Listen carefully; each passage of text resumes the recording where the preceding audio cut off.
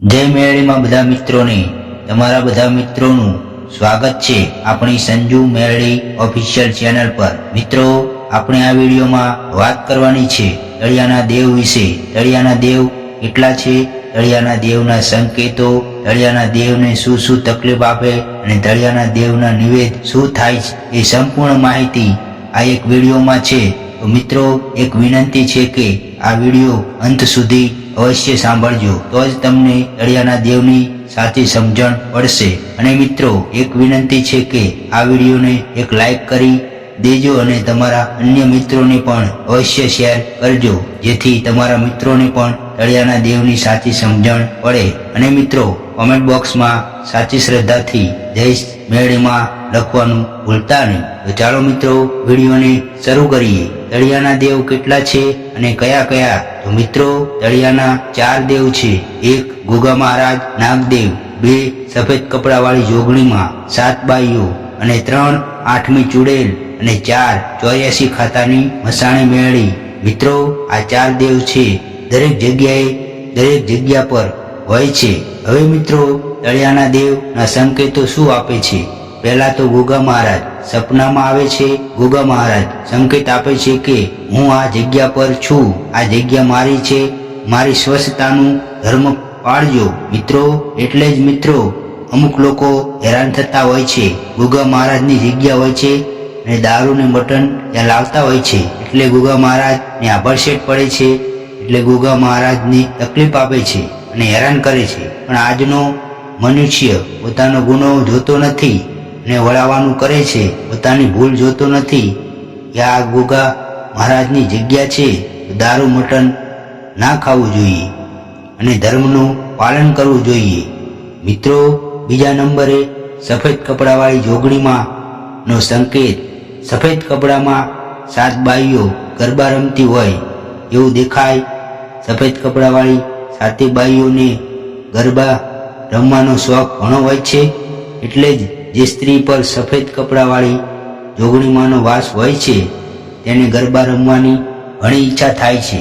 આવા સંકેતો દેખાય તો સમજવું કે સફેદ કપડાવાળી કપ્પર જોગણીમાં છે।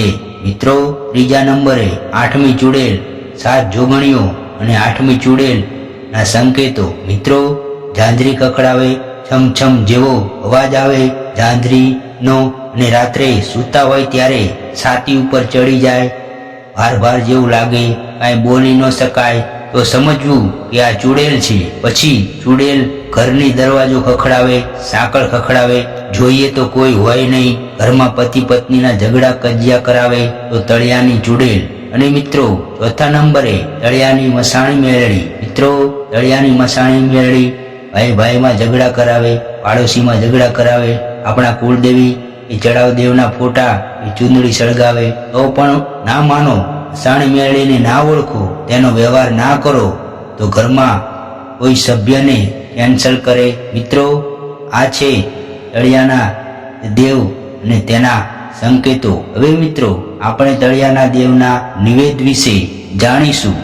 મિત્રો, 1 ગોગા મહારાજને 1 ઘીનો દીવો કરવો, ઊભી વાટનો અને આડી વાટનો, અને 1 નાળિયેર લેવું, 2 અગરબત્તી અને 500 ગ્રામ ઘઉંના લોટની ઘી ગોળ નાખીને સુખડી બનાવી ને નિવેદ કરવું અને પ્રસાદી ખવાય, જે પ્રસાદી વધે એ ગાયને આપી દેવાય। મિત્રો, બીજા નંબરે સફેદ કપડાવાળી જોગણીમાંનું નિવેદ, 2 અગરબત્તી, 1 શ્રીફળ અને 500 ગ્રામ ચોખા, તેલ ને ગોળમાં બનાવીને ધૂપ કરો અને આ બધું ઘરની બહાર કરવાનું અને પ્રસાદી ખવાય, વધે તે ગાયને આપી દેવાય। ત્રીજા નંબરે 8મી ઝાંઝરીવાળી ચુડેલમાંનું નિવેદ, 500 ગ્રામ ચોખા, તેલ અને ગોળમાં બનાવી 5 રૂપિયાનું ચવાણું લેવાનું અને 2 અગરબત્તી લેવાની ને ધૂપ કરવો, પ્રસાદી ખવાય,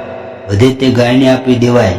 અને મિત્રો, ચોથા નંબરે તળિયાની મસાણી મેળીમાંનું નિવેદ, 2 અગરબત્તી લેવાની, 1 શ્રીફળ અને 500 ગ્રામ ઘઉંનું ભડકું લેવાનું, એમાં તેલ અને ખાંડ નાખી મીઠી લાપસી બનાવવાની અને ધૂપ કરવો, પ્રસાદી ખવાય, વધે તે ગાયને આપી દેવાય। મિત્રો, ધળિયાના ગોગા મહારાજ સિવાય કોઈ પણ દેવનો દીવો ના કરો.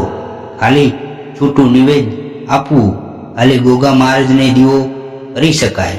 એક દીવામાં એક ઊભી વાટનો અને આડી વાટનો દીવો ભેગો કરવો. મિત્રો, દીવો કરો તો ગોગા મહારાજનું પાલન પણ કરવું પડે, ધર્મ પાળવું પડે, આભડશેટ ના લાગવી જોઈએ, માંસ મટન ના ખવાય. મિત્રો, આ ધળિયાના નિવેદ ઘરની બહાર કરવાના, ઘરના આંગણામાં કરી શકાય. તો મિત્રો, આ હતી ધળિયાના દેવની સંપૂર્ણ માહિતી. મિત્રો, વિડીયોને લાઈક શેર કરજો અને કોમેન્ટ બોક્સમાં સાચી શ્રદ્ધાથી જય શ્રી મેલડીમાં લખવાનું ભૂલતા નહીં. અને મિત્રો, તમે હજુ સુધી અમારી ચેનલને સબસ્ક્રાઈબ ના કરી હોય તો સંજુ મેલડી ઓફિશિયલ ચેનલને સબસ્ક્રાઈબ કરજો. જય મેલડીમાં, જય માતાજી, હર હર મહાદેવ.